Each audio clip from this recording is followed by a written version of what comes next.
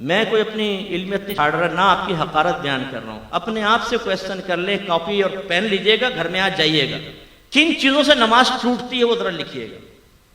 آپ کو خود پتہ چل جائے گا. آپ شاید ایک آدھ چیز ہی لکھ سکیں گے کہ بھئی چلو وضو ٹوٹ گیا، نماز ٹوٹ گئی، ٹھیک ہے. اس کے بعد ذہن خالی. کیوں؟ ہم نے سیکھا نہیں نا. یاد رکھیں کہ جو علم سیکھے بغیر بعض اوقات نماز پڑھتا ہے، میں نہیں کہتا ہوں، آپ کے نبی ارشاد فرماتے ہیں ایک بندہ 60 برس تک نماز پڑھتا ہے لیکن اس کی ایک بھی نماز اللہ کی بارگاہ میں مقبول نہیں ہوتی، اس لیے کہ وہ رکوع صحیح کرتا ہے تو سجدہ غلط کر دیتا ہے، اور سجدہ صحیح کرتا ہے تو رکوع غلط کر دیتا ہے. سرکار مسجد میں بیٹھے ہوئے ہیں، ایک دیہاتی صحابی جن کو اعرابی کہتے ہیں وہ آئے، نماز ادا کی، آ کے سلام کیا. سرکار نے سلام کا جواب دیا، پھر فرمایا صلی فإنک لم تصلی، تو نماز پڑھ کیونکہ تو نے نماز نہیں پڑھی. بڑا حیران ہوا، گیا پھر نماز پڑھی. پھر آئے، سرکار نے سلام کا جواب دیا، فرمایا یہی جملہ، جاؤ دوبارہ نماز پڑھو. پھر گئے نماز پڑھ کر آئے، سرکار نے فرمایا تو نے نماز نہیں پڑھی، دوبارہ پڑھ. کہنے لگے یا رسول اللہ مجھے تو ایسی ہی آتی ہے، آپ تعلیم فرما دیں. اب وہ کر کیا رہے تھے؟ علماء نے اس کی تشریح بیان یہ کی کہ رکوع کے بعد سیدھا کھڑا ہونا، اس کو قوما کہتے ہیں، یہ واجب ہوتا ہے. سیدھا کھڑا ہو کے کم از کم ایک بار سبحان اللہ کی مقدار آپ کو کھڑا ہونا ہوگا، پھر آپ سجدے میں جائیں. ایسی ایک سجدے سے جب ہم اٹھ کے بیٹھتے ہیں اس کو جلسہ کہتے ہیں. اس میں بھی کم از کم ایک بار سبحان اللہ کی مقدار بیٹھیں گے اور پھر اس کے بعد ہم دوسرا سجدہ کریں گے. سبحان اللہ مجھ سے کہنا نہیں ہے، جتنی دیر میں سبحان اللہ ہوتی ہے اتنی دیر بیٹھے پھر اگلا. اب ہمارے بھائی کیا کرتے ہیں، رکوع میں گئے، یہ اٹھے فوراً، اور نماز پڑھتے ہوئے تیزی سے دیکھیے گا یوں چک چک چک چک، ایک سجدہ پورا نہیں اٹھے گا، پھر فوراً. اتنی تیز نماز پڑھتے ہیں بعض، خاص طور پہ بچے جن کو گیم سے اٹھا دیتی نا، امی نماز پڑھو، کم وقت تو گیم بند کروا دوں گی. اچھا امی پڑھ رہے، ان کی نماز کی سپیڈ آپ دیکھیں.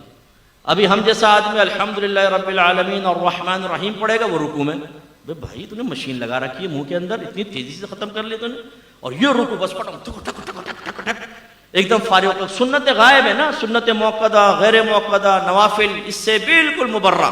خالی فرض پڑھے جلدی جلدی آ کے پھر بیٹھ گئے 2 گھنٹے کے لیے. یہ جو نمازیں ہیں یہ نمازیں منہ پہ ماری جاتی ہیں. سرکار فرماتے ہیں بعض نمازی ایسے ہیں کہ ابھی مسجد کے دروازے سے باہر نہیں نکلنے پاتے لیکن ان کی نماز پرانے کپڑے کی طرح لپیٹ کے ان کے منہ پر مار دی جاتی ہے. اور ایک روایت میں سرکار نے فرمایا بعض نمازی جب نماز کو ختم کرتے ہیں تو نماز ان کے لیے بد دعا کرتی ہے کہ اللہ تعالیٰ اس کو ایسا ہی برباد کر دے جیسا اس نے مجھے برباد کیا. یہ یاد رکھیں، میں ایک صرف مثال دے رہا ہوں سمجھانے کے لیے. نمازیں، روزے یہ ایسا چیک ہے کہ جو بروز قیامت کیش ہوگا. اور آپ کو پتا ہے چیک صحیح نہ بھرا جائے تو باؤنس ہو جاتا ہے نا، وہ پھر ریجیکٹ ہو جاتا ہے، ریٹرن ہو جاتا ہے چیک. ایسے اگر اللہ تعالیٰ کی بارگاہ میں یہ عبادات مطلوب شرع کے مطابق ادا نہیں کی تو یہ رد ہیں. میدان محشر میں پہنچیں گے تو پتہ چلے گا کہ تیری تو 40 سال کی نمازیں برباد، تیری 30 سال کی نمازیں برباد. کیا فائدہ ہوگا اس کا؟ ہم نماز کو بوجھ سمجھ کر ادا کرتے ہیں بعض اوقات، یار بس سر سے بوجھ اتارنا ہے، نہ دل لگ رہا ہے نماز کے اندر، جلدی جلدی نمازیں پڑھ رہے ہیں اور خیالات کی یلغار ہے، یلغار، خوف خدا کے ساتھ نماز ہی نہیں پڑھ رہے. حالانکہ آپ کے نبی نے ارشاد فرمایا جس نے 2 رکعت نماز، زیادہ نہیں، 2 رکعت نماز ایسے ادا کی کہ اس میں دنیا کا کوئی خیال اپنے قلب میں نہ لایا، وہ گناہوں سے ایسا پاک و صاف ہو جائے گا جیسے آج ہی اپنی ماں کے پیٹ سے پیدا ہوا. لانا فرمایا آنا نہیں. خیالات تو آئیں گے، ایک شیطان ہے جو خیال ڈالے گا، لیکن ہمارا کام کیا تھا؟ خیال آیا اس کو فوراً ٹال کر اللہ کی طرف متوجہ ہوئے. اللہ کی طرف متوجہ ہونے کا مطلب کیا ہے؟ تو ذات باری تعالیٰ کا تصور تو نہیں آئے گا نا بھائی ذہن میں. جو نبی نے فرمایا تم ایسے نماز پڑھو جیسے تم اللہ کو دیکھ رہے ہو. اگر تم اللہ کو نہیں دیکھتے تو وہ تو تمہیں دیکھ ہی رہا ہے، تو اس کے دیکھنے کا یقین ذہن میں حاضر کریں. یا پھر جیسے مدینے کا تصور کر لیا، مکے کا تصور، موت کو یاد کر رہے ہیں، میدان محشر، پل صراط، جنت، دوزخ، یہ ذہن میں لا رہے ہیں. یہ دنیا نہیں ہے، یہ آخرت. یہ خیالات آ جائیں. اور اسی طرح اگر کوئی خیال آ گیا زوجہ کا، بچوں کا، کرکٹ کا، کاروبار کا، جیسی آئے فوراً جھٹک دیں. یہ نہیں کہ آپ سوچنا شروع کر دیں.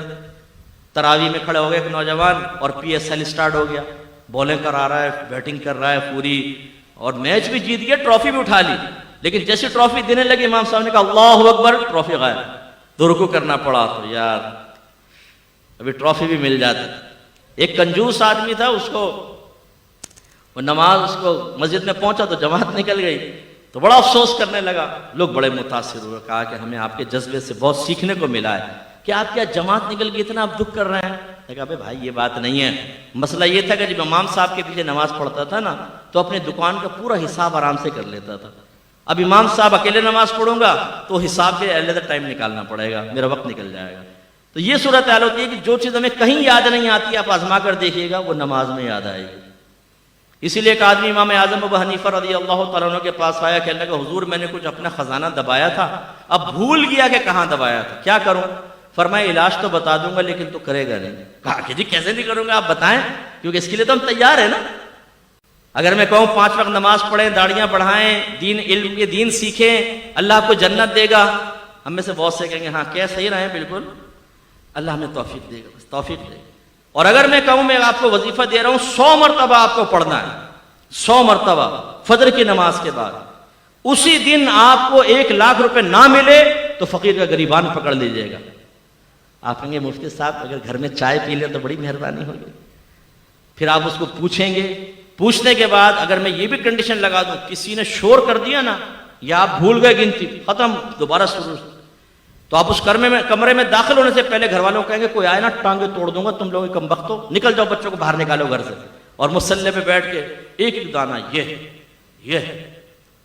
یہ ہمارا استغراق ہے. کیوں کہ مادی شے ہمارے سامنے آئے تو ہماری کامل توجہ ہوتی ہے، اور آخرت کے بارے میں کہیں تو بالکل بھی نہیں ہوتی. تو اللہ کے نبی نے یہ فرمایا 2 رکعت نماز، دنیا کا خیال نہ لاؤ، گناہوں سے ایسے پاک و صاف ہو جاؤ گے جیسے آج ہی ماں کے پیٹ سے پیدا ہوں. لیکن یہ بھی میرے نبی نے ارشاد فرمایا، علامہ آلوسی نے اس حدیث کو نقل فرمایا، سرکار نے فرمایا آخری زمانے میں ایک شخص بھی مسجد میں ایسا نہیں ہوگا جو خشوع و خضوع کے ساتھ نماز ادا کرنے والا ہو، یعنی ہر ایک دنیا کے خیالات میں مگن کھویا ہوا ہوگا. ایک شخص کو سرکار نے دیکھا وہ نماز پڑھ رہا ہے تو اپنی داڑھی سے کھیلنے لگا نا، جیسے ہم لوگ سیٹ کرتے ہیں نا ہمارے نوجوان، یہ پف بنا رہے ہوں گے نا، ان کو وہ آئینے میں اپنا آپ کو ذہن میں آ جاتا ہے، تو جیسے وہ آئینے میں کرتے ہیں وہ بغیر آئینے کے بھی ویسے سیٹ کر لیتے ہیں کیونکہ وہ نقشہ ذہن میں ہوتا ہے. اب وہ یہ سیٹ کر رہے ہیں، یہ سیٹ کر رہے ہیں. وہ شخص بھی کوئی داڑھی کو ایسا کرنے لگا تو میرے آقا نے صحابہ سے فرمایا اگر اس کے دل میں خشوع و خضوع ہوتا تو اس کے اعضاء بھی خشوع پذیر ہوتے، یعنی اگر اس کے دل میں اللہ کا خوف ہوتا تو اس کے اعضاء سے بھی ظاہر ہوتا کہ اللہ کے خوف میں رہ کر نماز پڑھ رہا ہے، لیکن تو داڑھی سے کھیل رہا ہے. اور یہ ہمارا حال ہوتا ہے. تو کامل نماز کب ہوگی؟ جو مطلوب شرع کے مطابق، اور جس کو اقامت الصلاۃ فرمایا گیا وہ تب جب ان تمام مسائل کو سیکھ کر اور خشوع و خضوع کے ساتھ نماز ادا کریں. تو آپ برا نہیں مانیے گا، اپنی پچھلے پورے مہینے کی نماز کو آپ سوچ لیں، کوئی 2 رکعت نماز ہم نے ایسی ادا کی جس میں دنیا کا خیال نہ آنے دیا ہو. میری کوشش ہوتی ہے، اللہ مجھے عجب خود پسندی سے بچائے، میرا رب کا ہی کمال ہوتا ہے سب، لیکن میری کوشش ہے کہ میں لوگوں کو اصل دین کی طرف لے کر آؤں، احتساب کی طرف لے کر آؤں. اللہ جس کو توفیق دے.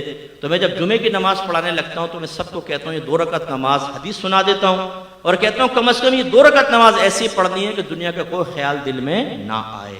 ہمت کیجئے گا. پھر تکبیر لگاتے ہیں. اللہ تعالیٰ یقیناً بہت سوں کی مدد کرتا ہوگا، اور ہو سکتا ہے میرے پیچھے جو نماز پڑھ کے نکلتا ہو وہ گناہوں سے ایسا پاک و صاف ہو چکا ہو جو آج ہی اپنی ماں کے جیسے اپنے ماں کے پیٹ سے آج ہی پیدا ہوا ہے. یہ تو اللہ کا کرم ہے نا، جس کو اللہ تعالیٰ توفیق دے دے. تو یہ ہمیں بھی کرنا چاہیے.